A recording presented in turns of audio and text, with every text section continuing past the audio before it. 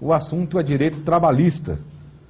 Está rolando em todo o Brasil, uma polêmica, inclusive teve quebra-pau semana passada no Congresso Nacional, após a aprovação, né, no último dia 8, pelo plenário da Câmara dos Deputados, com 324 votos a favor e 137 contra e 2 abstenções. Esse projeto promete mudar a vida do trabalhador brasileiro, principalmente na contratação de terceirizados. E é sobre esse assunto que a gente conversa com a juíza do trabalho e presidente da Associação dos Magistrados da Justiça do Trabalho do Estado da Bahia, a doutora Andréa Passos, que eu tenho a honra de receber aqui no estúdio. Boa tarde, doutora Andréa Passos. Boa tarde, prazer é meu, é sempre bom estar aqui conversando com você, com os nossos ouvintes.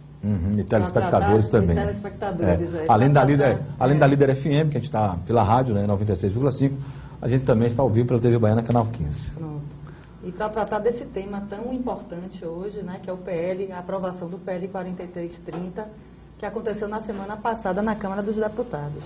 Agora o próximo passo, esse PL ele segue para o Senado e, se for mantida a aprovação nos moldes em que está, segue depois para a sanção presidencial. Exato. Na semana passada eu entrevistei um senador da República, Otto Alencar, e hoje o Walter Pinheiro, né? Ambos que devem receber esse projeto de lei para serem votados no Senado. Já começaram lá no Senado, hoje já houve uma audiência pública na Comissão de Direitos Humanos para tratar justamente desse PL, com vários participantes da sociedade, inclusive a magistratura.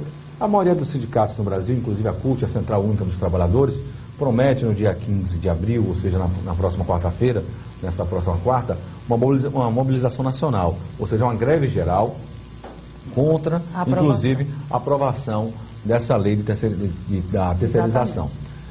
O que muda para o trabalhador, doutora Andréa Passos? Em poucas palavras, né, vou tentar fazer um resumo aqui. Hoje não temos uma regulamentação da terceirização por uma lei federal. O que nós temos hoje é uma consolidação de um entendimento jurisprudencial que está na súmula 331 do TST.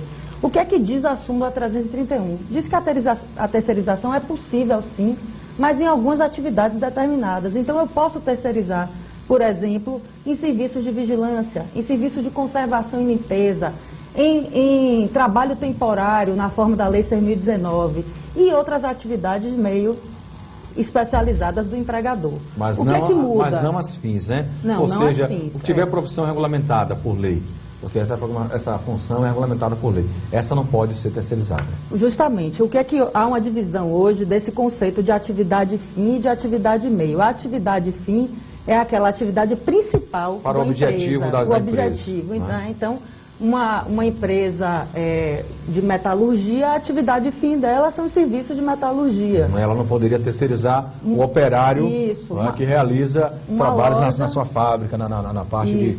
Uma loja que atue no varejo, sua atividade fim é de vendas ao consumidor final. Então, o vendedor não pode ser terceirizado. Não poderiam ser terceirizados. O que é que muda com esse PL? Esse PL abre a possibilidade de terceirização em toda e qualquer atividade empresarial, sem nenhuma mitigação disso. O que é que eu quero dizer? Se esse PL for aprovado da forma como está hoje, e não estou trazendo aqui nenhuma carga ideológica, nem nada, nem dizendo que somos contra a terceirização. Nós somos está colocando de forma na legislação. Exatamente, da forma em que está proposta no PL. Nós temos uma certa regulamentação jurisprudencial, mas nessa proposta nós vamos abrir a porteira para a terceirização em toda e qualquer atividade empresarial. O que significa, dizer-me, que eu posso, por exemplo, ter uma escola em que eu não tenho nenhum professor empregado. Né? Então, eu posso ter uma indústria, uma construção civil que eu não tenha um operário que seja empregado, que seja terceirizado. Um hospital sem médicos, uma empresa aérea sem pilotos empregados, por exemplo. Né? E isso abre, inclusive, a possibilidade de quarteirização. A lei também, ela não reconhece a responsabilidade solidária do tomador de serviço com o fornecedor da mão de obra, né? O que dá uma garantia maior ao trabalhador. Então, são críticas que nós fazemos em relação ao projeto que ainda dá tempo de consertar. Doutora Andréa Passos, eu quero que a senhora continue com a gente aqui. Tem muitas dúvidas para a gente tirar com a senhora. Ela é juíza do trabalho, né, e tem muito para contribuir com a gente. E tem muitas dúvidas, tanto dos telespectadores também como dos ouvintes. Eu vou para um rápido intervalo, né, daqui a pouquinho a gente retoma com essa entrevista aqui com a juíza doutora Andréa Passos. Bom, no próximo bloco você acompanha aqui no De Olho na Cidade, além da entrevista, claro, com a juíza do trabalho falando sobre a terceirização, a lei da terceirização que pode ser aprovada no Senado Federal. Bom, deixa eu continuar a nossa entrevista aqui com a gente no estúdio, a juíza do trabalho, também presidente da Associação dos Magistrados da Justiça do Trabalho do Estado da Bahia, a doutora Andréa Prezas. Doutora, vamos continuar aqui a entrevista sobre a terceirização, falando da aprovação já na Câmara, da lei da terceirização.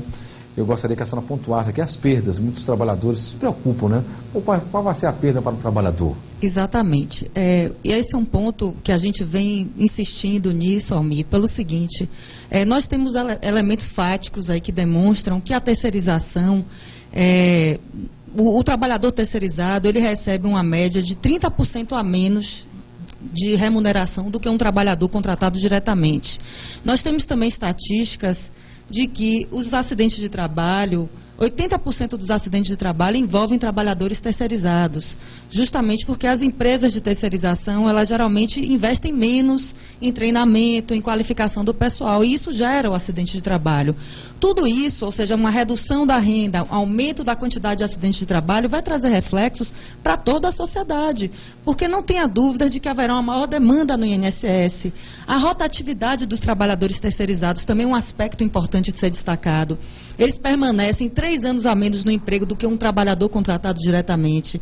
Essa rotatividade traz custos sociais de saque de FGTS, de pagamento de seguro-desemprego. Então, esse ônus, não se enganem, né? Vai ser assumido por toda a sociedade, né? Então, isso aí é o início da precarização das relações de trabalho, né? Nós, infelizmente, vem passando isso, já passou na Câmara dos Deputados. Claro que ainda é possível agora a apresentação de destaques essa semana, mas não sabemos o que acontecerá lá, né? Então, nossa preocupação gira em torno de números concretos, dados concretos. Para você ter uma ideia, Almir, 40% da demanda trabalhista, das reclamações que chegam ao Tribunal Superior... Eu ia perguntar isso, com relação às demandas esse percentual. Se haverá um aumento certamente, por conta dessa nova lei de terceirização, dessa nova relação que será formada aí tanto pelo patrão como certamente que sim, porque só hoje, com a terceirização limitada, como limitada pela súmula 331 do TST, nós temos 40% dos processos que chegam ao Tribunal Superior do Trabalho envolvem terceirização. Imagine você ampliando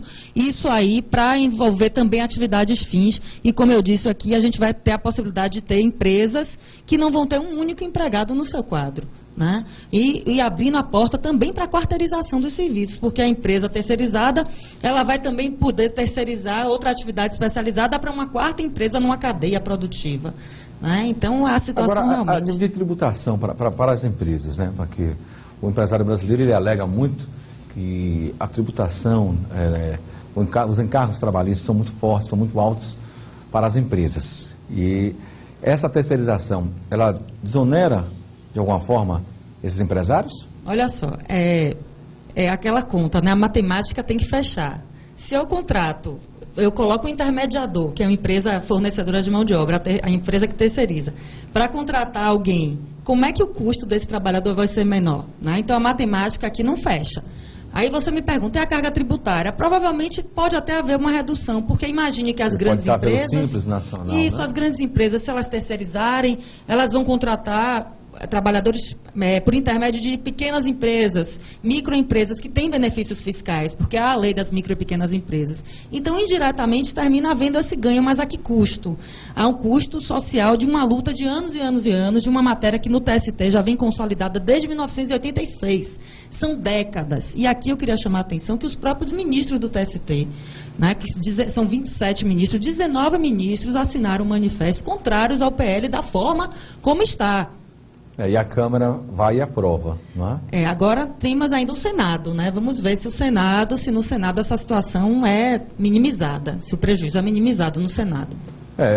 Eu não fiquei sabendo de emendas, né? Esse projeto de lei, acho que foram poucas emendas, foram poucas emendas esse projeto de lei. Agora, outra preocupação também são dos sindicatos. Eu tenho recebido vários presidentes de sindicatos, até a presidente da Central Única dos Trabalhadores, né, o Cedro Silva, e a colocação dos sindicatos também é com o enfraquecimento dos sindicatos com essa terceirização. O que é que o sindicato passa a perder com essa terceirização? Muito. Inclusive, eu estava lá na semana passada no Congresso Nacional e vi toda a manifestação do lado de fora do Congresso, que os manifestantes não puderam nem adentrar o Congresso Nacional. Mas a grande perda é a destruição, a desconstrução do modelo de categoria. Nós temos no Brasil a representação sindical, hoje ela é estribada no modelo de categoria profissional e categoria econômica. Então eu tenho a categoria dos bancários, a categoria dos comerciários, a categoria dos metalúrgicos, dos professores.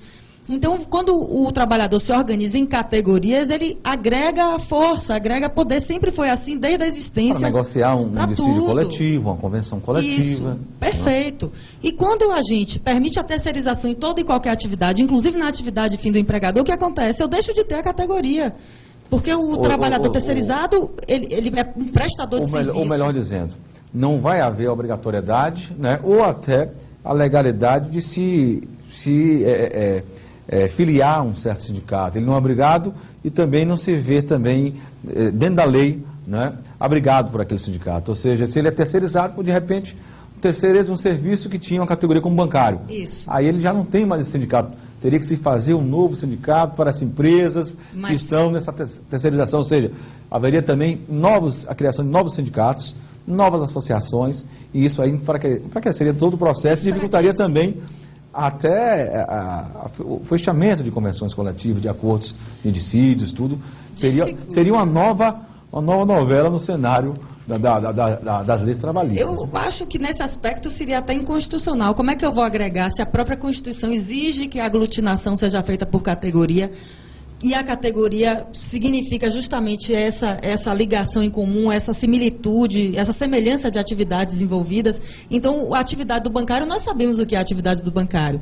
Mas quando a gente terceiriza, aquele prestador de serviço, eu vou ter uma empresa de terceirização de serviços, ela vai ter várias categorias ali misturadas. Então, qual é a categoria predominante? Será que vai haver ou não vai haver? E aí vai haver uma celeuma muito grande aí. Muito enfraquecimento, porque você deixa de ter força, deixa de ter o sindicato representativo e deixa de ter força. E os sindicatos já abriram os olhos para isso. E estão se manifestando contrariamente a esse PL. Bom, doutora e juíza do trabalho também, e presidente também da Associação dos Magistrados, Andréa Presas, eu gostaria de saber da senhora como seria ideal para a terceirização no Brasil, porque a gente vê que na Bahia foi aprovada a lei do calote, do anticalote, né, para que as empresas terceirizadas não deixassem de pagar aos seus funcionários, FGTS, INSS e também as rescisões na saída dos funcionários. E ainda não foi sancionada, a lei foi aprovada na Assembleia Legislativa, não foi sancionada ainda. O que seria ideal para melhorar essa relação e garantir, né, uma relação saudável aos terceirizados? Olha só, a primeira medida seria, ainda nesse PL, se excluir a possibilidade de terceirização em atividade fim. Então, isso é o fundamental. Se isso for solucionado, os problemas, grande parte dos problemas estará resolvida, né? Essa questão da atividade fim. Não poder terceirizar em atividade fim. Esse é um limite mínimo. A solidariedade também pelo pagamento das dívidas é outro ponto, outro aspecto importante, que tem que haver a modificação no PL. E aí eu já trouxe tantas preocupações aqui hoje, trago mais uma. Na administração pública isso será terrível. Porque isso é uma forma de se burlar o concurso público. Hoje, se o Estado, quando eu falo Estado, todos os entes da administração pública... O próprio governo que deveria dar o exemplo, né? É quem fiscaliza. Exatamente. Né? Quem está ali para poder tentar controlar o mercado, regular o mercado. E, de repente, isso. Vai favorecer o governo, prejudicando a classe trabalhadora. Isso é uma burla ao concurso público, porque a administração pública, quando ela tem que contratar diretamente, ela tem que fazer concurso público.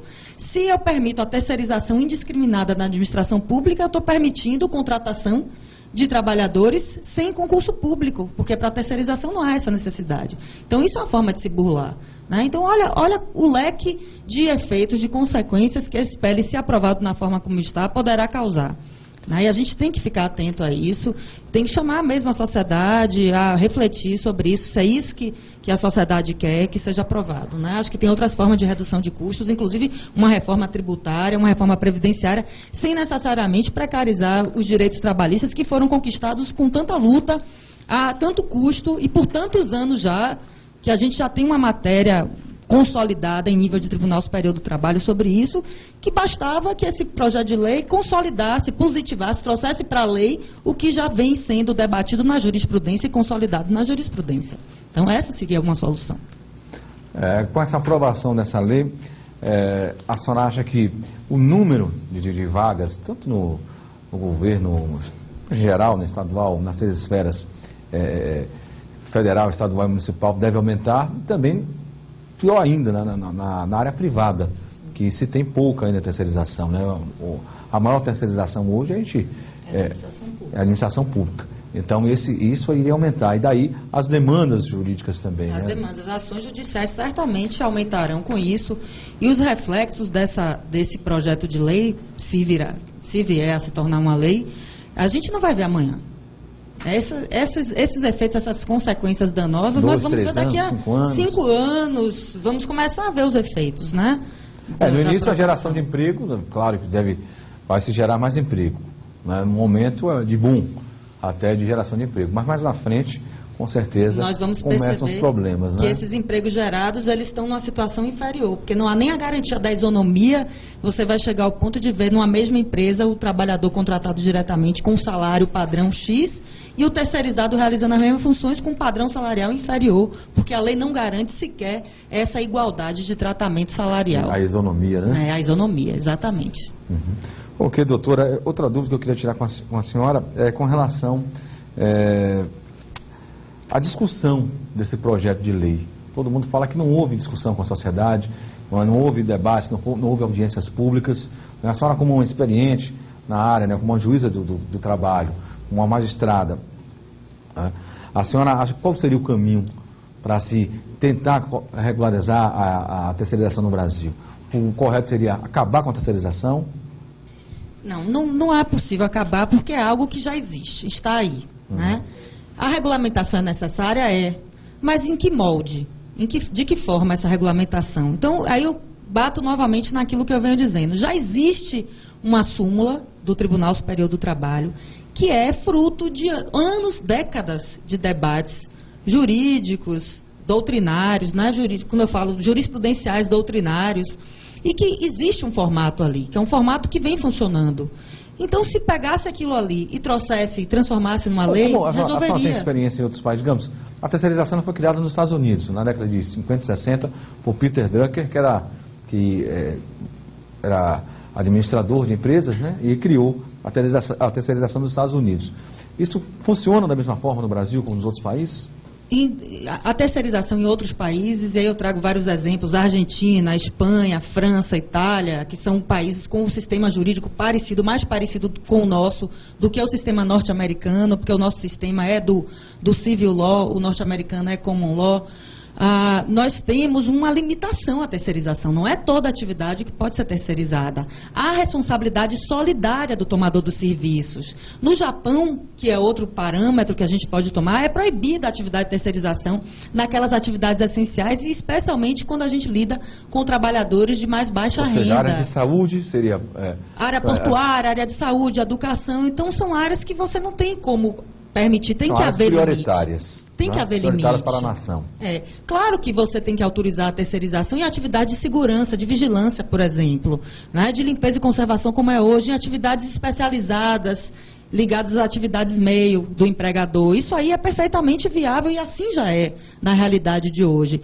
Em relação ao PL, efetivamente não houve um debate amplo com a sociedade. Na minha modesta opinião, acho que poderia ser amadurecido mais, haver mais audiências públicas. Né? Ainda estava esse PL na CCJ, na Comissão de Constituição e Justiça, e foi para o plenário. Eu achava que poderia ter havido um amadurecimento maior, mas quem sabe agora há uma possibilidade desse amadurecimento no Senado Federal. Nós não sabemos realmente o que vai acontecer. O que a gente traz aqui são os fatos. Como é hoje a terceirização e o que pode acontecer se o PL for aprovado da forma como está. Né? Então, são preocupações que a gente está aqui compartilhando, importantes preocupações, e vamos ver o que vai acontecer nesta semana já. Né? Exatamente. Doutora Andréa Presas, eu gostaria de agradecer a sua participação aqui no De Olho na Cidade. Eu tinha algumas dúvidas, consegui tirar também algumas dúvidas com a senhora, pela experiência, pela vivência e pelo conhecimento que a senhora tem na área trabalhista, como juíza do trabalho, também como presidente dos magistrados federais da Bahia, né? Agradeço a sua participação de Olho na Cidade. Eu que agradeço e me coloco à disposição sempre para estar aqui com vocês. Muito obrigada. Tá bom, boa tarde para a senhora. Muito obrigado. Viu? Bom, esse é o De Olho na Cidade, trazendo sempre informação para você, uma entrevista bastante interessante, bastante importante para você, trabalhador que estava do outro lado acompanhando e assistindo aqui o De Olho na Cidade.